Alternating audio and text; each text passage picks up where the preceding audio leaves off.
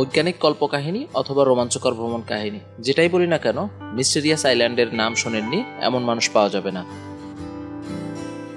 Mysterious আইল্যান্ডেরই লেখক joule ভার্নের আরেকটি রোমাঞ্চকর ভ্রমণ কাহিনী নিয়ে আমাদের আজকের আয়োজন। ফরাসি ঔপন্যাসিক, কবি এবং নাট্যকার জুল ভার্নের জন্ম 1828 সালের ফেব্রুয়ারি মাসে, আর 1905 সালের 24শে মার্চ তিনি মারা যান। তার লেখা বিখ্যাত বইগুলোর মধ্যে রয়েছে around the world in 80 days, journey to the centre of the earth, 20,000 leagues under the sea, the mysterious island, from the earth to the moon এবং ইন সার্চ অফ দ্য ক্যাস্টাওয়েজ। ছোট গল্পের আসরে সবাইকে স্বাগতম জানাচ্ছি। আমি মাহমুদ। আজকে পড়ে শোনাচ্ছি জুল ভার্নের লেখা একটি রোমাঞ্চকর ভ্রমণ কাহিনী, লাইট হাউস। মূল গল্পে যাবার আগে একটি ছোট্ট অনুরোধ, চ্যানেলে নতুন হয়ে থাকলে এবং আমাদের এই গল্পটি ভালো লাগলে অবশ্যই চ্যানেলটি সাবস্ক্রাইব করে রাখবেন। অন্যান্য বিভিন্ন লেখকের গল্প প্লেলিস্ট করে দেওয়া আছে, চাইলে সেগুলো সময় করে শুনে দেখতে পারেন। আশা করছি ভালোই লাগবে। তাহলে শুরু করা যাক। Light house. এই উপন্যাসটি মোট 6টি পর্বে আপলোড করা হচ্ছে, যার প্রথম পর্বটি আজকে আপনারা শুনবেন। পশ্চিমের সারি সারি পাহাড়গুলো কালো পর্দার মতো ঢেকে রেখেছে আকাশটাকে। যাই যাই করছে সূর্য, এই ডোবে এই ডুবলো অবস্থা। ধীরে ধীরে ফুরিয়ে যাচ্ছে শেষ বিকেলের আলো। একেবারেই শান্ত আবহাওয়া। এদিকে এমনটি সাধারণত দেখা যায় না। পূব আর উত্তর পূব দিকে তাকালে আকাশ ও সমুদ্রকে আলাদাভাবে চেনা যাবে না, মিলে মিশে একাকার হয়ে গেছে। অন্তত দূর থেকে খালি চোখে দেখলে তাই মনে হবে। শেষ মুহূর্তের কমলা রোদ এখন শুধু ছেঁড়া ছেঁড়া মেঘগুলোর গায়ে লেগে আছে, তবে সমুদ্রের গাঢ় নীল পানিতে সেই রং ঝিকমিক করছে সারাক্ষণ। সবগুলো নোঙর ফেলে ইগোর উপসাগরে দাঁড়িয়ে আছে সান্তা ফে, উত্তর মেক্সিকোর বিখ্যাত শহর সান্তা ফে। ওই শহরের নামেই নাম রাখা হয়েছে জাহাজটার। জাহাজের ডেক থেকে হঠাৎ পিলে চমকানো শব্দে গর্জে উঠল একটা কামান। পর মুহূর্তে দেখা গেল আর্জেন্টিনা প্রজাতন্ত্রের জাতীয় পতাকা তরতর করে মাস্তুলের মাথায় উঠে যাচ্ছে। খোলা সাগরের বাতাস পেয়ে পতপত করে উঠতে লাগলো সেটা। পরক্ষণেই যেন সাড়া দেওয়ার জন্য তৈরিই ছিল। বাতিঘর থেকে একটা রাইফেল গর্জে উঠল। গুলির শব্দ আসলে একটা সংকেত। সঙ্গে সঙ্গে তীব্র আলোর একটা চোখ দাঁধানো ছটা পিছলে পড়ল ইগোর উপসাগরের পানিতে। বাতিঘরের দুজন রক্ষী সৈকতে এসে দাঁড়ালো। জাহাজ থেকে ওদেরকে দেখে উৎফুল্ল কণ্ঠে অভিনন্দন জানালো একজন নাবিক। রাইফেলের আরও একজোড়া শব্দ স্ট্যাটেন আইল্যান্ডের নিস্তব্ধতা ভেঙে চুরমার করে দিল। পাহাড়ে পাহাড়ে ধাক্কা খেয়ে সেই আওয়াজ আরও জোরালো হয়ে ফিরে আসছে। কোথায় এই স্ট্যাটেন আইল্যান্ড, যেখানে দুই মহাসাগর এক হয়ে মিশেছে? আটলান্টিক আর প্যাসিফিক মহাসাগর যেখানে পরস্পরকে আলিঙ্গন করে আছে? হ্যাঁ, সেখানেই সবুজ অরণ্য সমৃদ্ধ মাথাটা তুলে সূর্যকে অভিবাদন জানায় স্ট্যাটেন আইল্যান্ড। কামান ও রাইফেলের আওয়াজ ইতোমধ্যেই থেমেছে। স্ট্যাটেন আইল্যান্ডে আবার নিস্তব্ধতা নেমে এলো। দ্বীপটায় রক্ষী ছাড়া আর কেউ নেই, শুধু ওদেরকেই বহাল করা হয়েছে কাজে। সংখ্যায় ওরা মাত্র 3 জন। একজন এই মুহূর্তে বাতিঘরের টাওয়ারে কাজ করছে, বাকি দুজনকে আমরা দেখতে পাচ্ছি সৈকতে। অলস পায়ে হাঁটাহাঁটি করছে তারা। দুজনের মধ্যে একজনের বয়স কম, সেই কথা বলছে। সত্যি তাহলে কালকে সান্তা ফে আমাদের ছেড়ে চলে যাচ্ছে? তুমি ঠিক জানো তো, বাস্কেত? হ্যাঁ, ঠিক জানি, ফিলিপ, উত্তর দিল বাস্কেত। এসো, আমরা প্রার্থনা করি সান্তা ফে যাতে নিরাপদে দেশে ফিরতে পারে। হ্যাঁ, অবশ্যই। মনটা খারাপ, তবু সঙ্গে সঙ্গে সায় দিল ফিলিপ। হ্যাঁ, শুধু প্রার্থনা আর আশাই করতে পারে ওরা। সান্তা ফে সত্যি সত্যি বুয়েনস আয়ার্সে ফিরতে পারবে, এই কথা ফিলিপ বা বাস্কেতের পক্ষে জোর দিয়ে বলা সম্ভব নয়। ব্যাপারটা নির্ভর করে প্রকৃতি আর ভাগ্যের মর্জির উপর। সমুদ্র যদি ক্ষেপে ওঠে, সান্তা ফে আশ্রয় নেবে কোথায়? টিয়ারা ডেল ফুয়েগো থেকে শুরু করে পাতাগোরিয়া পর্যন্ত উপকূলের কোথাও নিরাপদ এমন কোনো জায়গা নেই যে সমুদ্রে ঝড় উঠলে কোনো জাহাজ আশ্রয় পাবার জন্য নোঙর ফেলতে পারে। ম্যাগেলান প্রণালীর এদিকটায় সামুদ্রিক তুফান শুধু যে ঘন ঘন আঘাত হানে তা নয়, তাণ্ডব সৃষ্টিতেও তার জুরিমেলা ভার। নাবিকরা এই জলপথটাকে নানা কারণেই সাংঘাতিক ভয় পায়। বেয়ারা সমুদ্র প্রায়ই অসহায় জাহাজকে নিয়ে নিষ্ঠুর খেলায় মেতে ওঠে। ভাগ্য ভালো হলে নিয়ন্ত্রণ হারিয়ে গন্তব্য থেকে অনেক দূরে চলে যায় ক্যাপ্টেন, আর ভাগ্য খারাপ হলে অন্তরীপ প্রাচীরে ধাক্কা খেয়ে সোজা পাতালে নেমে যেতে হয়। এভাবে কত জাহাজ ডুবেছে তার কোনো লেখাজোখা নেই, তবে এতকাল পর সেই অবস্থার পরিবর্তন ঘটতে যাচ্ছে। স্ট্যাটেন আইল্যান্ডে এখন বাতিঘর বসানো হয়েছে। এই বাতিঘরের আলো জাহাজগুলোকে পথ দেখাবে, সংকেত দিয়ে জানাবে কোন দিকে কি বিপদ আছে। আশা করা যায় যতই ঝড় তুফান উঠুক, বাতিঘরের আলো আর নিববে না। জাহাজের ক্যাপ্টেনরা শুধু যে দুর্যোগকে ভয় পায় তা নয়, ঘুটঘুটে অন্ধকার রাতকেও একই রকম ভয় পায় তারা। অন্ধকার রাতেই তো 3টে অন্তরীপের দিকে যাবার পথ মারাত্মক বিপজ্জনক হয়ে ওঠে। বিশেষ করে এগুলো হলো সান হুয়ান অন্তরীপ, সান্দিয়াগো অন্তরীপ আর ফালোস অন্তরীপ। অন্ধকার রাতে এগুলো এক একটা মৃত্যুফাঁদ হয়ে ওঠে। বাতিঘরের আলো সেই মৃত্যুফাঁদ থেকে রক্ষা করবে জাহাজগুলোকে। স্ট্যাটেন আইল্যান্ড কোনো মানুষজন নেই, অথচ এই দ্বীপে ওদেরকে 3 মাস একটানা কাটাতে হবে। ব্যাপারটা যখন প্রথম ভালোভাবে উপলব্ধি করল ফিলিপ, তখন মন খুব খারাপ হয়ে গেল। এই 90 দিন সভ্য জগতের সঙ্গে ওদের কোনো সম্পর্কই থাকবে না। 3 মাস পর আরও 3 জন নতুন আলোকরক্ষী আসবে। বাতিঘরের সমস্ত দায়িত্ব ওদের কাছ থেকে বুঝে নেবে তারা। তার আগে এই কারাগার থেকে ওদের মুক্তি নেই। কোনো জাহাজে দিনের পর দিন বা মাসের পর মাস কাটিয়ে দেওয়া তেমন কঠিন কিছু নয়, কারণ সেখানে আরও অনেক নাবিক ও ক্রু আছে। জাহাজটাও সচল, কিছুদিন পর পর একটা করে নতুন বন্দরে ভিড়ছে। কিন্তু নির্জন এই স্ট্যাটেন দ্বীপটাকে জেলখানাই বলতে হবে, কারণ ইচ্ছা থাকলেও নির্দিষ্ট সময়ের আগে এখান থেকে চলে যাবার কোনো উপায় নেই। ফিলিপ যখন চাকরির জন্য আবেদন করেছিল এদিকটা ভেবে দেখেনি। চাকরি নিয়ে দ্বীপে আসার পর পরিস্থিতি বুঝতে পেরে তার মন খারাপ হয়ে গেছে। ফিলিপের মনের অবস্থা বুঝতে পেরে বাস্কেট তাকে নানাভাবে খুশি রাখার চেষ্টা করছে। আরে মাত্র তো 3টে মাস, দেখতে দেখতে কেটে যাবে। তাছাড়া আমরা যে সুযোগ পেয়েছি ভেবে দেখো, এমন সুযোগ কজন পায়? ঝড় তুফানে পড়ে মানুষ এখানে প্রাণ হারাচ্ছে, আমরা তাদেরকে আলো ফেলে পথ দেখাবো, সাবধান করে দেব। এটাকে তোমার একটা মহৎ কাজ মনে হচ্ছে না? ফিলিপ ম্লান একটু হাসল, শুধু মুখ খুলল না। দেখো ফিলিপ, আজ 40 বছর হতে চলল সমুদ্রকেই আমি ঘর বানিয়েছি। একটা নয়, বহু জাহাজে আমি চাকরি করেছি। কোনোটাই কেবিন বয় ছিলাম, কোনোটাই কুক। দিনে দিনে আমার উন্নতিও হয়েছে। এক সময় নাবিক হই, তারপর অফিসার। দুনিয়ার সব সাগরই দেখা হয়েছে। এমন কোনো বন্দর প্রায় নেই বললেই চলে যেখানে আমার যাওয়া হয়নি। এখন যদি বলি যে আমার অবসর নেওয়ার সময় হয়েছে, খুব একটা ভুল হবে কি? অথচ কাজ ছাড়া আমি বাঁচব না। কিন্তু বুড়ো হলে কে আর কাকে কাজ দেয় বলো? অগত্যা বাতিঘরের রক্ষীর চাকরির জন্যই আমি আবেদন করি।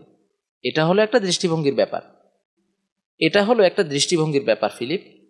অনেকেই এই কাজটাকে ছোট মনে করতে পারে, কিন্তু আমি মনে করি এটা একটা অতি মহৎ কাজ। তাছাড়া এটাকে কিন্তু তুমি সাধারণ কোনো বাতিঘর বলে ভুল করো না। জানোই তো এই বাতিঘর দুনিয়ার শেষ সীমায় দাঁড়িয়ে আছে। বাস্কেথের কথা কান পেতেই শুনছে ফিলিপ, কিন্তু মনটা তার কোনো মতে ভালো হচ্ছে না। বাস্কেথের পিছু পিছু বাতিঘরে ফিরে এলো সে। সেই প্রাচীনকাল থেকেই লোকে বলে আসছে প্রশান্ত মহাসাগরের জোয়ার নাকি তেমন জোরালো নয়। কথাটা যদি সত্যি হয়ও, আংশিক সত্যি হবারই সম্ভাবনা বেশি। বছরের নির্দিষ্ট একটা সময়ের নির্দিষ্ট এলাকার জোয়ার একটু কম শক্তিশালী হতেই পারে, তবে কথাটা বিশেষ একটা ক্ষেত্রে যে সত্যি নয় এটা প্রমাণ সহ নিঃসংশয়ে বলা যায়। আটলান্টিক আর প্রশান্ত মহাসাগর যেখানে মিলিত হয়েছে, অর্থাৎ 2 মহাসাগরের সংযোগস্থল, সারাক্ষণই প্রচণ্ড ক্ষেপে থাকে। আর জোয়ারের সময় তো রীতিমতো প্রলয়ঙ্করী হয়ে ওঠে। সমুদ্র সেখানে অনবরত গর্জন করছে। ঢেউয়ের দাপটে ধারে কাছে কোনো জাহাজ ঘিসতেই পারে না। 2 মহাসাগরের বিপুল জলরাশি এমন ভয়াবহ আলোড়ন তোলে, তার প্রভাবে সেই বহুদূর ম্যাগেলান প্রণালী পর্যন্ত বিস্তৃত পানিপথও বিপজ্জনক হয়ে ওঠে। সান্তা ফে আর্জেন্টিনা নৌবাহিনীর জলযান। জাহাজটাকে শক্তি যোগায় 160 হর্স পাওয়ার। সান্তা ফে 200 টন কার্গো বহন করতে পারে। জাহাজের ক্যাপ্টেন লাফায়েত, লেফটেন্যান্টের নাম রিগ্যাল, নাবিক আর ক্রুর সংখ্যা 50। সান্তাফের কাজ হলো রিও ডে লা প্লাতার দক্ষিণ প্রান্ত থেকে লেময়ার প্রণালীর শেষ মাথা পর্যন্ত আটলান্টিক মহাসাগরে নজর রাখা। আমাদের এই গল্প এমন এক সময়ের যখন ক্রুজার বা টর্পেডো বোট অর্থাৎ দ্রুতগতি সম্পন্ন জাহাজ আবিষ্কৃত হয়নি। সান্তাফের গতিসীমা ঘন্টায় 9 মাইল। সেই সময় এই গতি প্রয়োজনের তুলনায় যথেষ্ট বলে বিবেচনা করা হতো। কাহিনীর শুরু সেই বছরের গোড়ার দিকে। আর্জেন্টিনা সরকার সান্তাফের ক্যাপ্টেনকে একটা কাজ দিল। লেমোয়ার প্রণালীর প্রবেশমুখ স্ট্যাটেন আইল্যান্ডে একটা বাতিঘর তৈরি করা হবে। কাজটার প্রস্তুতি পর্বের সমস্ত দায়িত্ব পালন করতে হবে লাফায়েতকে। সেই থেকে লোকজন, যন্ত্রপাতি, মাল মশলা ইত্যাদি যা যা একটা বাতিঘর তৈরি করতে লাগে সবই স্ট্যাটেন আইল্যান্ডে এনেছে সান্তাফে। ক্যাপ্টেন লাফায়েত দক্ষ নাবিক, মানুষ হিসাবে অত্যন্ত সাহসী। উত্তাল সাগর ঘন ঘন পাড়ি দিতে তার বুক কাঁপেনি, তবে আসা যাওয়া করার সময় প্রায় প্রতিবারই মৃত্যুর ঝুঁকি নিতে হয়েছে তাকে। জাহাজ ও মাঝিমাল্লা সহ আজও যে তিনি বেঁচে আছেন বলা যায় তা স্রেফ ভাগ্যেরই জোরে। বাতিঘরটার নকশা তৈরি করেছেন বুয়েন্স আয়ার্সের নামকরা একজন ডিজাইনার। বছরের শেষ দিকে অর্থাৎ ডিসেম্বর মাসে বাতিঘর তৈরির কাজ সুষ্ঠুভাবেই শেষ হয়েছে। আজ প্রায় 3 সপ্তাহ হতে চলল শেষবার ইগোর উপসাগরের নোঙর ফেলেছে সান্তাফে। ইতোমধ্যেই 4 মাসের উপযোগী রসদ ও প্রয়োজনীয় সামান্য জিনিস বাতিঘরের স্টোরে জমা করা হয়েছে। ক্যাপ্টেন লাফায়েত নিশ্চিত হয়েছেন বাতিঘরের 3 জন রক্ষী আগামী 3 মাস কোনো জিনিসের অভাব বোধ করবেন না। সম্ভাব্য যা কিছু দরকার হবে তাদের সবই ভরা হয়েছে স্টোরে। সব কাজ শেষ। এবার স্ট্যাটেন আইল্যান্ড ত্যাগ করার প্রস্তুতি নিচ্ছেন তিনি। দুনিয়ার শেষ প্রান্তের এই বাতিঘরের রক্ষী হিসেবে চাকরি পাওয়ার জন্য বহু লোক আবেদন করেছিল। ইন্টারভিউয়ে টিকে গেছে 3 জন, বাস্কেত, ফিলিপ আর মরিস। আর্জেন্টিনা সরকার এই 3 জনকে যোগ্য রক্ষী হিসেবে মনোনয়ন দিয়েছেন। ডিসেম্বর, জানুয়ারি, ফেব্রুয়ারি এই 3 মাস বাতিঘর পাহারা দেবে তারা। মার্চ মাসে আবার ফিরে আসবে সান্তাফে, সঙ্গে থাকবে 3 জন নতুন রক্ষী। তারা এসে ওদের 3 জনের কাছ থেকে দায়িত্ব বুঝে নেবে। বাস্কেত, ফিলিপ আর মরিস ফিরে যাবে দেশে। মিনারের নিচেই রক্ষীদের থাকার ব্যবস্থা করা হয়েছে। ওদের কোয়ার্টার অত্যন্ত শক্ত কংক্রিটের পুরু দেওয়াল দিয়ে মোড়া, ঝড় বা জলোচ্ছ্বাসে যাতে কোনো ক্ষতি না হয়। বসবাসের এই জায়গা আর মিনারে ওঠার সিঁড়ির মাঝখানে একটা বারান্দা আছে। সিঁড়িতে ওঠার দরজা ওই বারান্দার একেবারে শেষ প্রান্তে। আলোকস্তম্ভটি সিঁড়ির মাথায়। সিঁড়িটা সরু এবং পেঁচানো। দেওয়ালে প্রথমে গর্ত করা হয়েছে, গর্তগুলোয় বসানো হয়েছে পাথরের ধাপ। গাঁথনি অত্যন্ত মজবুত। সিঁড়িতে আলোর ব্যবস্থাও আছে। ছোট ছোট জানালা রাখা হয়েছে, ওগুলো দিয়ে প্রচুর আলো ঢোকে ভিতরে। বাতিঘরের একটা কামরাকে শুধু লুকআউট হিসাবে ব্যবহার করা হবে। সেখানে লন্ঠনের আতস কাচ ও সামান্য যন্ত্রপাতি সব একেবারেই নতুন, ঝকঝক করছে। গ্যালারিটা দেয়ালের গা ঘেঁষে। ওই গ্যালারিতে বসে চারদিকে সমুদ্রে নজর রাখা হবে। আয়োজনে কোনো ত্রুটি রাখা হয়নি। এটা একটা স্বয়ংসম্পূর্ণ বাতিঘর। বাইরের কোনো সাহায্য ছাড়াই 3 মাস নিশ্চিন্ত মনে কাটিয়ে দিতে পারবে রক্ষীরা। পরদিন সকাল থেকেই সান্তাফেতে সাজ সাজ রব পড়ে গেল। বিকেলে জাহাজ ছাড়বে, তাই এই ব্যস্ততা। লেফটেন্যান্ট রিগালকে সঙ্গে নিয়ে তীরে নামলেন ক্যাপ্টেন লাফায়েত। শেষবারের মতো সবকিছু ঠিকঠাক আছে কিনা দেখে নিলেন। কাল যখন সান্তাফের ডেক থেকে কামান দাগা হলো তখনই প্রথমবারের মতো জ্বলে উঠেছিল বাতিঘরের আলো। বাস্কেতকে ডেকে খুঁটিয়ে অনেক প্রশ্ন করলেন লাফায়েত। না, লণ্ঠন ঠিকমতোই কাজ করছে, কাজেই চিন্তার কোনো কারণ নেই। জাহাজ নিয়ে নিশ্চিন্ত মনে স্ট্যাটেন আইল্যান্ড ত্যাগ করতে পারবেন তিনি। রক্ষীদের কাজ মোটেও সহজ হবে না। পরিত্যক্ত নির্জন একটা দ্বীপে দিনের পর দিন বাস করতে হলে মনের ওপরে একটা চাপ পড়বেই। চোখের সামনে সারাক্ষণ ভেসে উঠবে প্রিয়জনদের মুখ। বন্ধুদের সান্নিধ্য থেকে বঞ্চিত হওয়ায় দিনগুলো বিষাদে ভরে উঠবে। কাজ হয়ে উঠবে একঘেয়ে। তবে 3 জনই ওরা সহনশীল ও দক্ষ। সমুদ্র সম্পর্কে অভিজ্ঞতাও প্রচুর। বাতিঘর পাহারা দেওয়ার এই চাকরি তারা স্বেচ্ছায় নিয়েছে। একে একে অনেক জাহাজে কাজ করেছে তারা। দেহে মনে ক্লান্তিও কম জমেনি। হয়তো সেজন্যই কটা মাস বিশ্রাম নেওয়ার উদ্দেশ্যে দুনিয়ার শেষ প্রান্তে এই চাকরি নিয়ে চলে আসা। বাতিঘরের কাজ খুব বেশি নয়, আবার হালকাও বটে। রুটিন বাঁধা কাজ, কোনো রকম ব্যস্ত হবার প্রয়োজন নেই। জাহাজের কাজ কিন্তু ঠিক তার উল্টো। সেখানে প্রতিটি কাজ দ্রুত ও ব্যস্ততার সঙ্গে সারতে হয়। জাহাজে কাজ করে অভ্যস্ত, তাই হয়তো বাতিঘরের কাজ ওদের কাছে আরও হালকা লাগবে। বলতে গেলে বিশ্রামই নেওয়া হবে। তাছাড়া চাকরি তো মাত্র 3 মাসের। দেখতে দেখতে দিনগুলো পার হয়ে যাবে। বিদায় নেওয়ার আগে রক্ষীদের প্রয়োজনীয় নির্দেশ দিলেন লাফায়েত। সব শেষে উৎসাহ দিয়ে বললেন, তারা একটা মহৎ দায়িত্ব কাঁধে নিয়েছে, সেজন্য দেশবাসী তাদের প্রতি কৃতজ্ঞ। বিকেলে 3 আলোকরক্ষী সৈকতে এসে দাঁড়ালো। সান্তাফে নোঙর তুলে রওনা হবে এখন। জাহাজটা চলে যাবার পর স্ট্যাটেন আইল্যান্ডে থাকবে শুধু বাস্কেথ, ফিলিপ আর মরিস। সৈকতে দাঁড়িয়ে তিনজনই ওরা এক দৃষ্টে তাকিয়ে থাকলো নাবিকদের দিকে। শেষ মুহূর্তের প্রস্তুতি নিতে জাহাজের ডেকে তারা খুবই ব্যস্ত। বিকেল ঠিক 5টায় জ্যান্ত হয়ে উঠল সান্তাফের বয়লার। চোং থেকে গল গল করে বেরিয়ে আসছে কালো ধোঁয়া। বাতাসে ছড়িয়ে পড়ল তীক্ষ্ণ বাঁশির আওয়াজ। সেই আওয়াজ পাহাড়ের গায়ে ধাক্কা খেয়ে বারবার প্রতিধ্বনি তুলল। জোয়ার এখনো তেমন প্রবল নয়, খানিক অপেক্ষা করতে হলো। তারপর যখন জোয়ারের তোড়ে সৈকতের কাছে ফুলে উঠল পানি, সান্তাফের সবগুলো নোঙর একে একে তুলে ফেলা হলো। 5:45 ইঞ্জিনম্যানকে নির্দেশ দিলেন ক্যাপ্টেন লাফায়েত, তৈরি হও। সান্তাফের ইঞ্জিন চালু হলো। লেফটেন্যান্ট রিগ্যাল একবার দেখে নিলেন অপারেটর প্রস্তুত হয়েছে কিনা। সান্তাফে নড়ে উঠল। সৈকতে দাঁড়িয়ে হাত নেড়ে বিদায় জানালো 3 রক্ষী। বাস্কেথের মনে এখন কি চলছে চেহারা দেখে আন্দাজ করা সম্ভব নয়, তবে তার 2 সহকারীকে রীতিমতো বিচলিত দেখালো। সান্তাফের নাবিক আর ক্রুরাও মনমরা হয়ে আছে। দুনিয়ার শেষ প্রান্তে এত বড় একটা জনশূন্য দ্বীপে 3 জনকে ফেলে রেখে চলে যেতে হচ্ছে বলে। রওনা হয়ে গেল জাহাজটা। ইগোর উপকূলের উত্তর পশ্চিম তীর ধরে এগোচ্ছে সান্তাফে। গতি স্বাভাবিক। খোলা পানিতে পৌঁছাতে 8টা বেজে গেল। সামনে পড়ল সান হুয়ান অন্তরীপ। সেটাকে পাশ কাটাতে কোনো অসুবিধা হলো না। পেছনে পড়ল প্রণালীটা। তারপরই জাহাজের গতি বেড়ে গেল, ফুল স্পিডে ছুটছে। সারাদিন ছুটল সান্তাফে। তারপর যখন আলকাতরার মতো কালো রাত নামলো, ডেক থেকে স্ট্যাটেন আইল্যান্ডের বাতিঘরের আলো ছাড়া আর কিছুই দেখা গেল না। দিগন্তের শেষ প্রান্তে খুদে একটা উজ্জ্বল তারার মতো লাগলো বাতিঘরটাকে। ইতোমধ্যেই সৈকত থেকে বাতিঘরের ভেতর ফিরে এসেছে রক্ষীরা। সবাই চুপচাপ, বিষণ্ণ।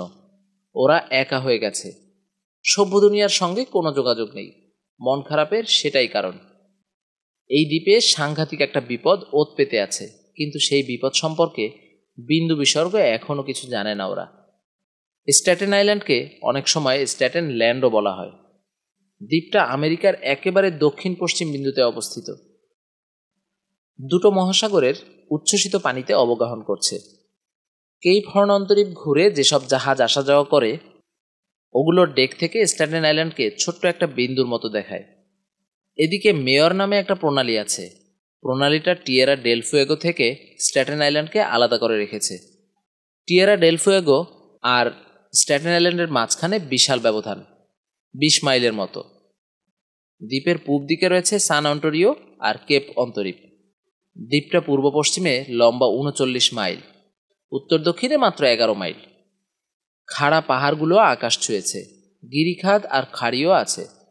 নাচতে নাচতে ভিতরে ঢুকে পড়ে সামুদ্রিক জলোচ্ছ্বাস। দ্বীপে গাছপালা আর ঝোপঝাড়েরও কোনো কমতি নেই। দ্বীপটাকে ঘিরে রয়েছে অসংখ্য ডুবো পাহাড়। দ্বীপের আশেপাশে জাহাজডুবির ঘটনা সেই জন্য খুব বেশি। এই ডুবো পাহাড়ের কারণেই শান্ত আবহাওয়াতেও দ্বীপের চারপাশে সারাক্ষণ ক্ষেপে থাকে সমুদ্র। সমুদ্রের এই ক্ষেপামির জন্যই দ্বীপটায় আজ পর্যন্ত কোনো লোকবসতি গড়ে ওঠেনি। এখানে সবচেয়ে ভালো সময় বলতে বোঝায় নভেম্বর থেকে ফেব্রুয়ারি। তখন এখানে কোনো রকমে বসবাস করা যেতে পারে, কারণ এই সময়টাই দক্ষিণ গোলার্ধের এই দ্বীপে গ্রীষ্মকাল। গ্রীষ্মকাল হলে কি হবে? তখন এখানে প্রচণ্ড হাড় কাঁপানো শীত পড়ে। দ্বীপের জঙ্গলে বেশ কিছু গুয়ানকো রয়েছে। এগুলো আদিম তো কি হয়েছে, মাংস খুবই সুস্বাদু। শীতকালে পুরো বরফে ঢাকা পড়ে যায় দ্বীপটা, কিন্তু তারপরও হরিণগুলো খাবারের অভাবে মারা যায় না। বৈরী আবহাওয়ার সঙ্গে নিজেদের খাপ খাইয়ে নিয়েছে ওগুলো। বরফের তলায় চাপা পড়া গাছপালার শিকড় আর পাতা খুঁজে বের করে খায়। দ্বীপটাকে আসলে প্রকাণ্ড একটা পাথরের টিলা ছাড়া আর কিছুই বলা যায় না। প্রাণী বলতে এখানে আছে শুধু গুয়ানকো, কিছু পাখি আর কিছু মাছ। দ্বীপের মালিক চিলি ও আর্জেন্টিনা। পৃথিবীর শেষ প্রান্তে একটা বাতিঘর তৈরি করে দিয়ে সংশ্লিষ্ট সব দেশের নাবিকদের কৃতজ্ঞতা অর্জন করেছে আর্জেন্টিনা সরকার। এদিকের পানিতে জাহাজের খুব বেশি আনাগোনা, জলপথে সারাক্ষণ ভিড় লেগে থাকে। ঝড় তুফানও খুব বেশি হয় এদিকটায়। সেজন্যই সবার ধারণা স্ট্যাটেন আইল্যান্ডের বাতিঘর নাবিকদের জন্য আশীর্বাদ হয়ে উঠবে। দ্বীপটার মাঝখান থেকে শুরু হয়েছে ঊষর মরুভূমি। তারপর আবার বাকি দ্বীপের জমিন পাথুরে, উঁচু নিচু, খানাখন্দে ভরা। এখানে সেখানে হাঁ করে আছে গভীর গর্ত, আর আছে ছোট বড় টিলা। এই দ্বীপের জন্ম আগ্নেয়গিরির বিস্ফোরণ থেকে। পূব দিকটা অন্তরীপের মতো বিস্তৃত। পশ্চিমের দিকটাও তাই উঁচু নিচু পাহাড়ি এলাকা। অ্যান্টার্কটিকায় যেসব অদ্ভুত দর্শন গাছপালাও দেখতে পাওয়া যায়, এখানেও তার কমতি নেই। তবে সমতল এলাকাটা দেখতে অনেকটাই তুন্দ্রা অঞ্চলের মতো। শীতের সময় অবশ্যই সব তুষারে ঢাকা পড়ে যায়। ঝড় বৃষ্টি আর তুষারপাত এগুলো স্ট্যাটেন আইল্যান্ডের নিত্যসঙ্গী। খাড়া পাহাড় শুরু হয়েছে একেবারে তীর থেকেই। এখানে কোনো নদী বা ঝর্ণা নেই। গরমের দিনে রোদের তাপে বরফ গলে, সেই বরফ গলা পানি এখানে সেখানে জমা হয়, তৈরি হয় ছোটোখাটো ঝিল। বাতিঘর তৈরি হবার পর দেখা গেল ওই ঝিলের পানি টিলাগুলোর গা বেয়ে নেমে আসছে নিচে, তারপর মিলিত হচ্ছে ইগোর উপসাগরের নীল সাগর জলে। স্ট্যাটেন দ্বীপ এখন শান্ত। এই মুহূর্তে কোনো ঝড় নেই, বৃষ্টি নেই, তুষারপাত নেই। কিন্তু তবু দ্বীপটা 3 রক্ষীদের জন্য মোটেও নিরাপদ নয়। এখানে একদল নিষ্ঠুর খুনি আস্তানা গেড়েছে পৃথিবীর শেষ কিনারায়।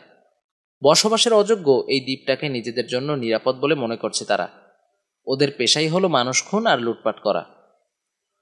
ওরা একদল জলদস্যু। সান্তাফে বিদায় নিয়ে চলে যাবার পর দিন কয়েক কিছুই ঘটল না। চমৎকার আবহাওয়া, তাপমাত্রাও খুব একটা নামছে না। সকাল থেকে সন্ধ্যের আগে পর্যন্ত রোদ পাওয়া যাচ্ছে। বাতাস আছে, তবে অস্থির নয়। খুবই উপভোগ্য পরিবেশ। শুধু সন্ধ্যের পর সামান্য শীত শীত লাগে। বাতিঘরের চারপাশে মখমলের মতো সবুজ ঘাস গজিয়েছে। ঝিলের পানিতে সাগরের দিকে নেমে যাবার টান। সোনালি দিনগুলো ভারী মিষ্টি। সেদিন সন্ধ্যালগ্ন, বাতিঘরের আলো জ্বালার সময়।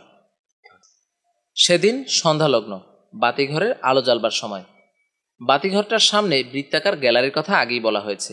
সেখানে বসে গল্প করছে ওরা 3 জন। বলাই বাহুল্য ওরা তিনজন মানে বাস্কেট, ফিলিপ আর মরিস। টোবাকো পাউচ থেকে তামাক বের করে পাইপে ভরছে বাস্কেট। সহকারীদের প্রশ্ন করল, বেশ কটা দিন তো কাটলো, তাই না? এবার বলো দেখি, নতুন দ্বীপে কেমন লাগছে তোমাদের? সয়ে আসছে তো? এত তাড়াতাড়ি কি একঘেয়ে লাগে? জবাব দিল ফিলিপ। আরও কিছুদিন যাক, তখন বুঝতে পারবো। এই কদিন তো ভালোই কাটলো, কোনো ঝুটঝামেলা নাই, শান্তিতে আছি। একদম আমার মনের কথা বলেছ, তাকে সমর্থন করল মরিস। সত্যি বড় শান্তি লাগছে, যাকে বলে নিশ্চিন্ত মনে সময় কাটানো।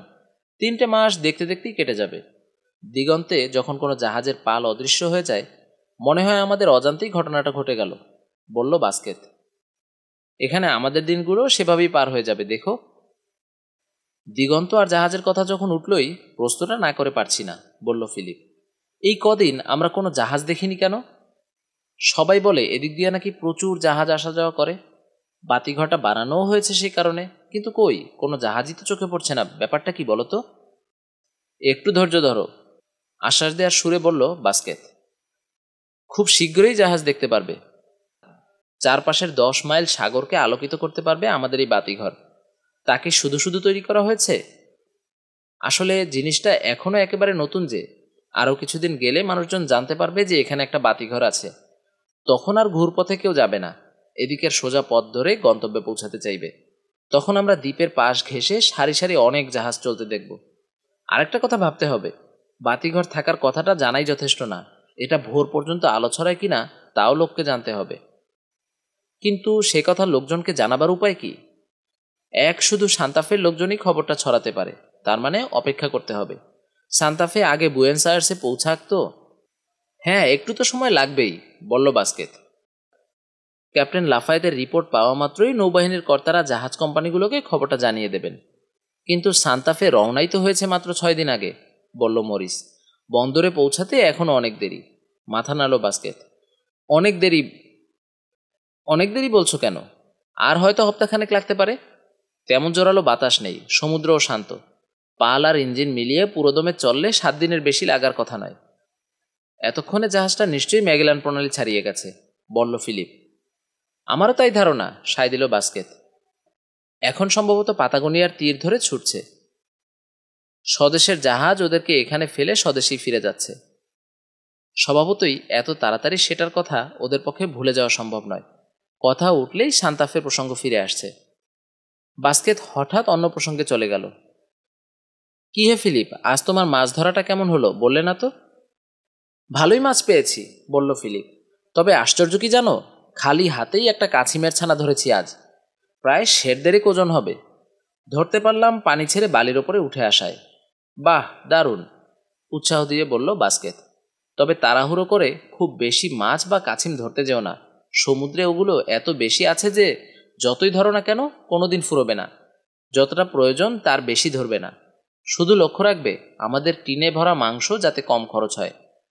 বোঝা যাচ্ছে আমিষের কোনো অভাব হবে না, কিন্তু শাকসবজির কি ব্যবস্থা করা যায় বলো দেখি। আজ আমি জঙ্গলের দিকতে গিয়েছিলাম, বলল মরিস। মাটি খুঁড়ে কিছু নরম শিকড় এনেছি, প্লেট ভরে খেতে দেব। একবার খেলে তোমরা কেউ ভুলতে পারবে না।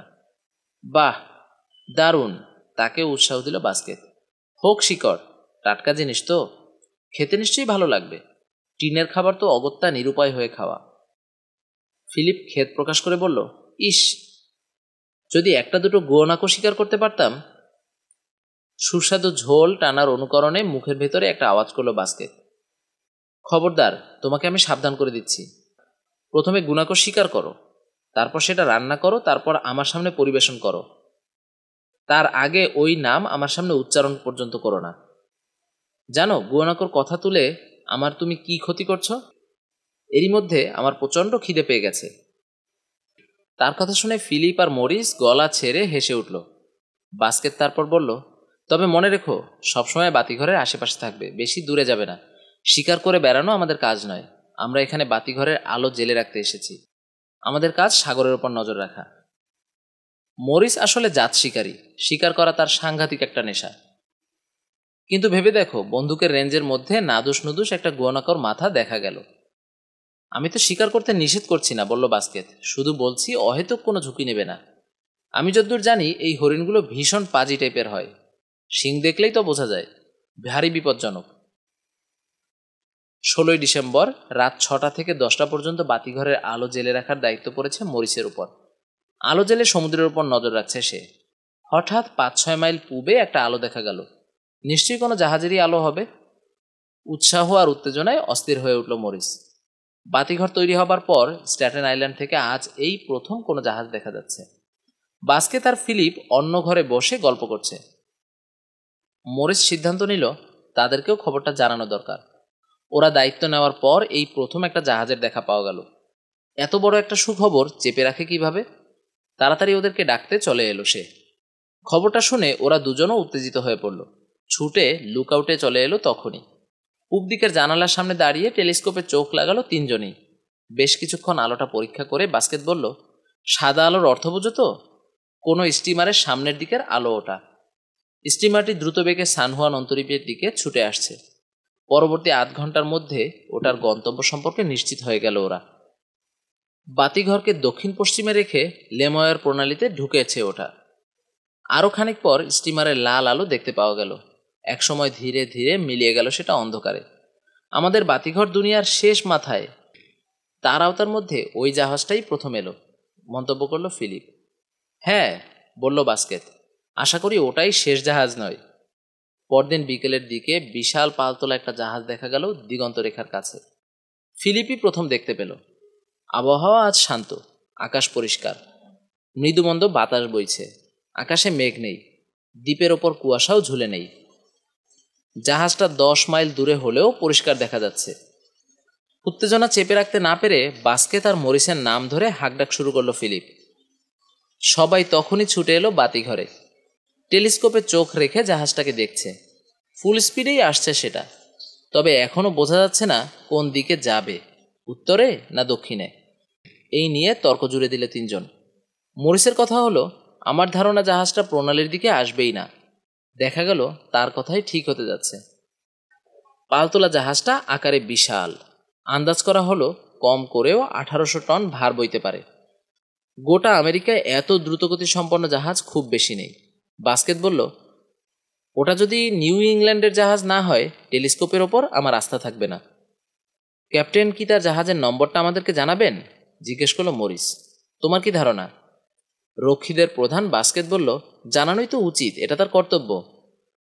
জাহাজের ক্যাপ্টেন তার কর্তব্য ঠিক মতোই পালন করলেন। একটু পরই দেখা গেল জাহাজের ওপর পথ করে সিগন্যাল ফ্ল্যাগ উঠছে। ওটার নামও জানা গেল মানডাঙ্ক। রওনা হয়েছে ইউনাইটেড স্টেটস অফ আমেরিকার বোস্টন বন্দর থেকে। আর্জেন্টিনার প্রজাতন্ত্রের ফ্ল্যাগ উড়িয়ে ওরাও পাল্টা সংকেত দিল। ধীরে ধীরে স্ট্যাটেন আইল্যান্ডের দক্ষিণ দিকে সরে যাচ্ছে মানডাঙ্ক। একসময় ওয়েবস্টার অন্তরীপের আড়ালে অদৃশ্য হয়ে গেল। যতক্ষণ দেখা গেল ওরা তিনজন এক দৃষ্টে তাকিয়ে থাকলো জাহাজটার দিকে। বিড়বিড় করে শুভেচ্ছা জানালো বাস্কেত। মান্ডাঙ্ক, তোমার যাত্রা শুভ হোক। ঈশ্বর, তুমি মান্ডাঙ্ককে কেপ হর্নের ঝড়ের মধ্যে ফেলো না। পরবর্তী কয়েকদিন আবার খালি থাকলো দিগন্ত। শুধু পূব দিকে বহু দূরে পালতোলা দু একটা, না জাহাজ নয়, ওই শুধুই পালই দেখা গেল। তারপর কিছু জাহাজকে যেতে দেখা গেল স্ট্যাটেন আইল্যান্ডের 10 মাইল দূর দিয়ে। ওই জাহাজগুলো এদিকে আসবে না বা থামবে না। বাস্কেথের ধারণা ওগুলো অ্যান্টার্কটিকায় মাছ ধরতে যাচ্ছে। আরও কিছু ছোট আকৃতির জাহাজ চোখে পড়ল, আসছে নিরক্ষরেখার ওদিক থেকে। সেগুলোও কাছাকাছি এলো না। পয়েন্ট সেভারেল হয়ে যথেষ্ট দূরত্ব বজায় রেখে প্রশান্ত মহাসাগরের দিকে হারিয়ে গেল। 20 ডিসেম্বর পর্যন্ত খাতায় লিখে রাখার মতো উল্লেখযোগ্য তেমন কিছুই ঘটল না। আবহাওয়া একটু করে বদলাচ্ছে। আগে উত্তর পূবে বাতাস বইছিল, এখন বইছে দক্ষিণ পশ্চিমে। বেশ কয়েক পশলা বৃষ্টিও হয়ে গেল, কয়েকটা ঝড়ও উঠল, তবে জোরালো নয় একটাও। 21 ডিসেম্বর সকালে মুখে পাইপ গুজে হাঁটাহাঁটি করছে ফিলিপ। হঠাৎ সাগরের তীর ঘেঁষা জঙ্গলে একটা জানোয়ার দেখতে পেল। পুরো দেহটা দেখেনি, শুধু তার মুখ দেখতে পেয়েছে, কিন্তু সচেতন হয়ে তাকিয়ে থাকার পর আর কিছুই দেখতে পেল না। কয়েক মিনিট পর টেলিস্কোপ রুমে চলে এলো সে। টেলিস্কোপে চোখ লাগাতে জন্তুটিকে আবার দেখতে পেল। হ্যাঁ, ওটা একটা গুয়ানাকই। ফিলিপের হাত নিষ্পিস করে উঠল। গুলি করার এই সুযোগ কি ছাড়া উচিত? গলা ছেড়ে বাস্কেত আর মরিসকে ডাকল সে। চিৎকার শুনে তখনই ছুটে এলো তারা। সব শুনে ওরাও তার সঙ্গে একমত হলো, এই সুযোগ হাতছাড়া করা চলে না। হরিণটাকে মারতে পারলে মুখের স্বাদ বদল করা যায়। টিনের খাবার খেতে খেতে অরুচি ধরে গেছে। দ্রুত একটা প্ল্যান করা হলো। উপসাগরের দিকে যাবার পথে প্রস্তুত হয়ে দাঁড়িয়ে থাকবে ফিলিপ। বন্দুক হাতে গুয়ানাককে ধাওয়া করবে মরিস। অবশ্য খুবই সাবধানে, পা টিপে টিপে যেতে হবে তাকে, তা না হলে হরিণটা ওর উপস্থিতি টের পেয়ে যাবে। কাছাকাছি পৌঁছে ওটাকে ফিলিপের দিকে ছোটানোর চেষ্টা করবে সে। বাস্কেট দুজনকেই সাবধান করে দিল, ভুলো না যে এই হরিণগুলোর ইন্দ্রিয় অত্যন্ত স্পর্শকাতর। একবার যদি কোনো রকমে দেখে ফেলে বা গায়ের গন্ধ পায়, এমন ছোটাই ছুটবে যে কার সাধ্য তাকে ধরে। তখন এমনকি গুলি করেও কোনো লাভ হবে না। আচ্ছা ঠিক আছে, মনে থাকবে, বলল মরিস। বাস্কেট আবার টেলিস্কোপে চোখ রাখল। দেখা দেখি ফিলিপও। আশ্চর্যই বলতে হবে, হরিণটা যেখানে দাঁড়িয়ে ছিল সেখানেই এখনো দাঁড়িয়ে আছে, একটুও নড়েনি। যাও, তাড়াতাড়ি যাও তোমরা, তাকাতে দিল বাস্কেট। ওটা আমাদের গুলি খাবার অপেক্ষায় নড়ছে না। ছুটে বাইরে বেরিয়ে গেল মরিস আর ফিলিপ। বাতিঘর থেকে বাস্কেট দেখল জঙ্গলের দিকে হাঁটছে মরিস। একটু পর জঙ্গলের ভেতর ঢুকলো সে। এখন আর তাকে দেখা যাচ্ছে না। বাস্কেটের মনে হলো আড়াল নিয়ে এগিয়ে যেতে পারলে হরিণটার পেছনে ঠিকই পৌঁছাতে পারবে মরিস। তারপর ধাওয়া করলে ওটা ছুটে আসবে ফিলিপের দিকে। ফিলিপও ইতোমধ্যে উপসাগরে যাবার পথটার উপর পজিশনে নিয়ে অপেক্ষা করছে। আধা ঘন্টা হয়ে গেল, জঙ্গল থেকে মরিস বেরোচ্ছে না। হরিণটা সে আগের মতোই স্থির দাঁড়িয়ে আছে, একটুও নড়ছে না। দূর থেকে দেখে ঠিক বোঝা যায় না, তবে মনে হলো চওড়া একটা গাছের গায়ে হেলান দিয়ে সে যেন বিশ্রাম নিচ্ছে। খানিকটা করুণা বোধ করলো বাস্কেট। হরিণটার ভাগ্যই আসলে খারাপ, তা না হলে বিশ্রাম নেয়ার আর জায়গা পেল না। কিন্তু আধ ঘন্টার বেশি হতে চলেছে, মরিসকে দেখা যাচ্ছে না কেন? আড়াল থেকে সুযোগ পাচ্ছে যখন, গুলি করে হরিণটাকে ফেলে দিলেই তো পারে। এদিকে বাস্কেট, ওদিকে ফিলিপ, দুজনেই গুলির শব্দ শোনার জন্য উৎকর্ণ হয়ে আছে। কিন্তু আশ্চর্য ব্যাপার, কোনো গুলি হচ্ছে না। বিস্ময়ের ওপর বিস্ময়। হঠাৎ গুয়ানাকোটা একটা পাথরের ওপর লুটিয়ে পড়ল। আর ঠিক সেই মুহূর্তে আড়াল থেকে বেরিয়ে এলো মরিস। সোজা হেঁটে এসে হরিণটার কাছাকাছি থামল সে। তার ভাব দেখে মনে হলো বিস্ময়ে পাথর হয়ে গেছে। বোকার মতো ফ্যালফ্যাল করে তাকিয়ে দেখছে হরিণটাকে। তারপর কি হলো কে জানে। হঠাৎ হরিণটার দিকে পিছন ফিরে খিচে দৌড় দিল। দৌড়াচ্ছে আর চিৎকার করে ডাকছে বাস্কেট ও ফিলিপকে। বাতিঘর থেকে বাস্কেটও চিৎকার করে ডাকলো ফিলিপকে, ফিলিপ ফিরে এসো, নিশ্চয়ই অদ্ভুত কিছু একটা ঘটেছে। বাতিঘর থেকে বেরিয়ে ছুটছে বাস্কেট, ফিলিপও ছুটে ফিরে আসছে। একটু পরই তিনজন এক হলো। মরিস রীতিমতো হাঁপড়ের মতো হাঁপাচ্ছে। বাস্কেট রুদ্ধ শ্বাসে জিজ্ঞেস করলো, কি ব্যাপার মরিস, কি হয়েছে তোমার? ওখানে তুমি কি দেখলে? হরিণটা ওভাবে পড়ে গেল কেন? কি হয়েছে আমার সঙ্গে এলেই দেখতে পারবে, বলে ঘুরল মরিস, আবার ছুটল। তার পিছু নিয়ে ওরাও ছুটছে। একটু পরই হরিণটার কাছে চলে এলো তিনজন। আঙুল তাক করে মরিস বলল, দেখো। ফিলিপ বলল, দেখার কি আছে, হরিণটা পড়ে আছে, তার মানে নিশ্চয়ই মারা গেছে। হ্যাঁ, মারাই গেছে, তবে তবে কি? জিজ্ঞেস করলো বাস্কেট। নিশ্চয়ই হার্ট ফেল করেছে, তাই না? বুড়ো হয়ে গিয়েছিল। না, হার্ট ফেল করেনি। মরিস এখনো হাঁপাচ্ছে, তবে পরিশ্রমে নয়, উত্তেজনায়। আমি কি বলতে চাইছি বোঝার চেষ্টা করো তোমরা। হরিণটার স্বাভাবিক মৃত্যু হয়নি, ওটাকে কেউ হত্যা করেছে। হত্যা করেছে? কি বলছো? তোমার কি মাথা খারাপ হয়ে গেল? না, মাথা খারাপ হয়নি, বলল মরিস। তার প্রমাণ ওই দেখো, গুলির দাগ। গুলি? আঁতকে উঠল বাস্কেট। বিস্ময়ের চোখ জোড়া বড় বড় হয়ে উঠল। ভয়ে মুখটা শুকিয়ে গেল। হ্যাঁ, গুলি করেই মারা হয়েছে ওটাকে, এবং গুলিটা আমি করিনি। হরিণটাকে আরো ভালোভাবে পরীক্ষা করে বাস্কেট ফিসফিস করে বলল, হ্যাঁ তাই তো, গুলিরই তো দাগ। ও গড, এর মানে কি? ওরা দুজন তার মুখের দিকে হাঁ করে তাকিয়ে আছে। গলা আরো খাদে নেমে গেল বাস্কেটের। এর মানে দ্বীপে আরো লোক আছে। সেই শিকার করেছে এই হরিণটা। কিন্তু কে সে? সে না তারা? কথা শেষ করে ভয়ে ভয়ে চারপাশে তাকালো। ফ্রেঞ্চ সাহিত্যিক জুল ভার্নের লেখা লাইট হাউসের 6 পর্বের সম্প্রচারের প্রথম পর্বটি আজকে আপলোড হলো। সম্পূর্ণ উপন্যাসটি একটি প্লেলিস্ট করে দেওয়া আছে। বাকি পর্বগুলো ডেসক্রিপশন বক্সে লিঙ্ক আকারে দেওয়া আছে, অথবা চাইলে প্লেলিস্টে গিয়েও শুনতে পারেন। আশা করছি গল্পটি আপনাদের ভালোই লাগছে। আজকে এখানেই বিদায় নিচ্ছি। সবাই ভালো থাকবেন। টাটা।